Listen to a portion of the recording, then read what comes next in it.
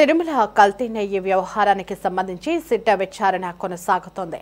ఈ నేపథ్యంలో Janasena Tirupati incharge Kiran royal ఆసక్తికర వ్యాఖ్యలు చేశారు.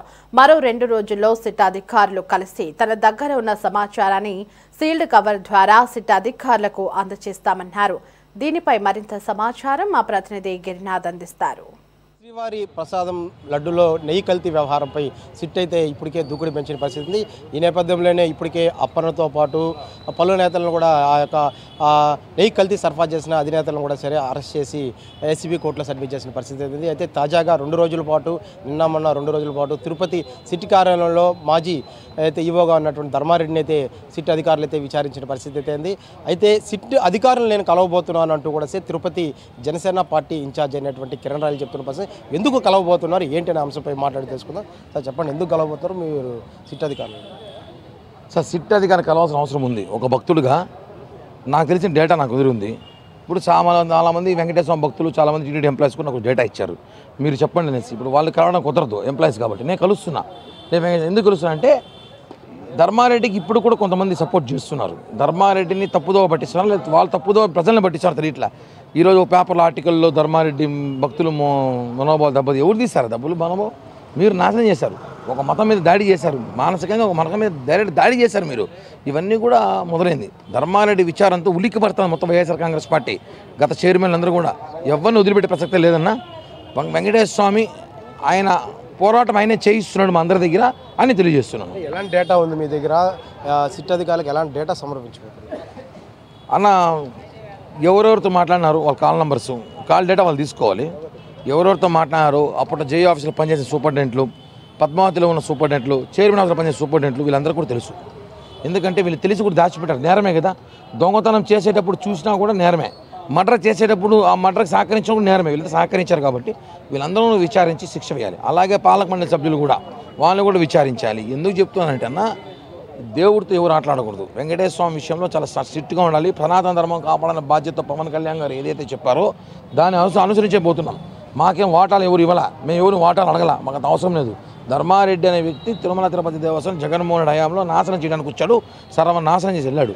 ఈరోజు కూటమి ప్రభుత్వం వచ్చింది కాబట్టి పట్టుకున్నాం మేము. కాబట్టి ఖచ్చితంగా చెప్తున్నాం, ఎవరిని వదిలిపెట్టాం. సిట్ అధికారులు కలుస్తా. ప్రతి ఒక్కటి చరిత్రలు నా దగ్గర ఉన్నాయి, అన్నీ ఇచ్చి వాళ్ళ మీద చర్యలు తీసుకొని ఇంకా సిట్టు కూడా ఆశ్చర్యపోయే విషయాలు నా దగ్గర ఉన్నాయని కూడా తెలియజేస్తున్నాను. మీరు చెప్పండి, ఏదైతే ట్యాంకర్స్లో వెళ్ళినాయి ఇప్పటికే 3 ట్యాంకర్స్ కూడా తిప్పి పంపారు, మన తర్వాత పైకి వెళ్ళిన పరిస్థితి ఉంది. ఏ విధంగా?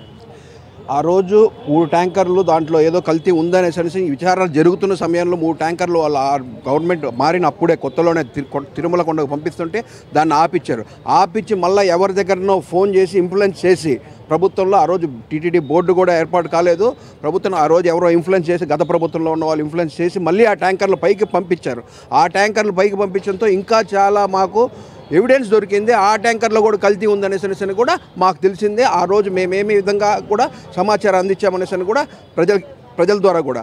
అది కాకుండా ఇంకోటి ఏంటంటే, గత ప్రభుత్వంలో సామాన్య ప్రజలు ప్రతి ఒక్కరూ చెప్తున్నారు, లడ్డు గతంలో లాగా లేదు, ఇప్పుడు చాలా తేడాగా ఉంది, పెట్టిన మరుసటి రోజే డ్రై అయిపోతుంది అనే విధంగా చాలా సామాన్య భక్తులు చాలా వరకు ఇన్ఫర్మేషన్ ఇచ్చారు.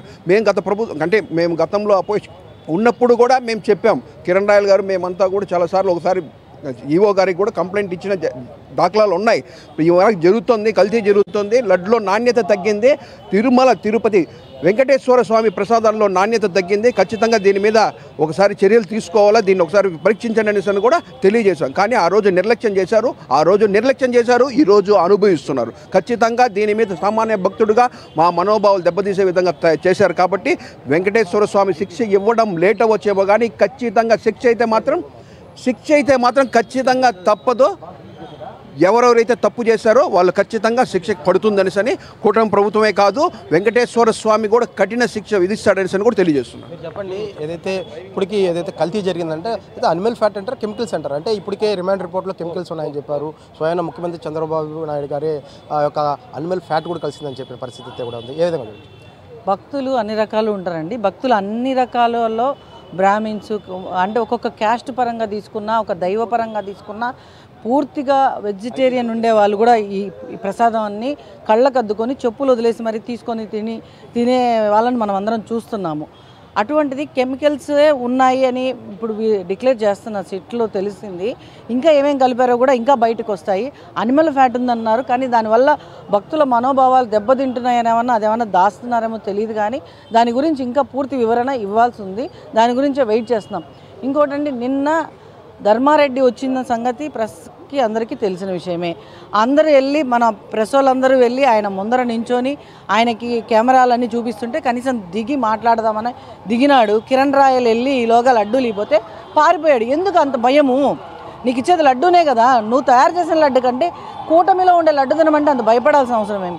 మళ్ళీ నేను ప్రెస్ మీట్తో మాట్లాడినానని చెప్పి గ్రూపుల్లో మెసేజ్లు పెట్టి ఎవరు పెట్టారు? వాళ్ళని వెంటనే వాళ్ళని తీసుకొని వచ్చి అరెస్ట్ చేసి వాళ్ళను కూడా విచారణ చేయాలని మేము డిమాండ్ చేస్తాం జనసేన పార్టీ తరఫున. మనం చూడొచ్చు, ఏదైతే ఇప్పటికే 2 రోజుల పాటు అక్కడ ఉన్నటువంటి ధర్మారెడ్డిని కూడా సిట్ అధికారులు అయితే విచారించిన పరిస్థితి ఉంది. మొత్తం మీద ఈ యొక్క కల్తీ నెయ్యి వ్యవహారానికి సంబంధించి ఇప్పటికే బోలోబాబా సంస్థ డైరీకి సంబంధించినటువంటి అధినేతలు అయితే ఇద్దరైతే ఉన్నారో వాళ్ళందరినీ కూడా 5 రోజుల పాటు కూడా సిట్ కార్యాలయంలో తిరుపతి వేదికగా విచారిస్తున్నారు. ధర్మారెడ్డిని 2 రోజుల పాటు విచారించినటువంటి సిట్ అధికారులు అయితే నిన్న మీడియాతో కూడా మాట్లాడకుండా వెళ్ళినాడు ధర్మారెడ్డి. అయితే దీనికి సంబంధించి మీడియాతో మాట్లాడినప్పుడు కూడా కొన్ని సోషల్ మాధ్యమాలలో, వాట్సాప్ గ్రూపుల్లో ధర్మారెడ్డి అన్నిటికీ సమాధానం చెప్పాడు అంటూ కూడా సరే ఆ మీడియాతో మాట్లాడినట్టుగా కూడా సరే ఏదైతే ట్రోల్ అవుతుందో దీని మీద కూడా సరే యొక్క సిట్ అధికారులు కూడా ఫిర్యాదు చేస్తామంటూ కూడా చెప్తున్న పరిస్థితి.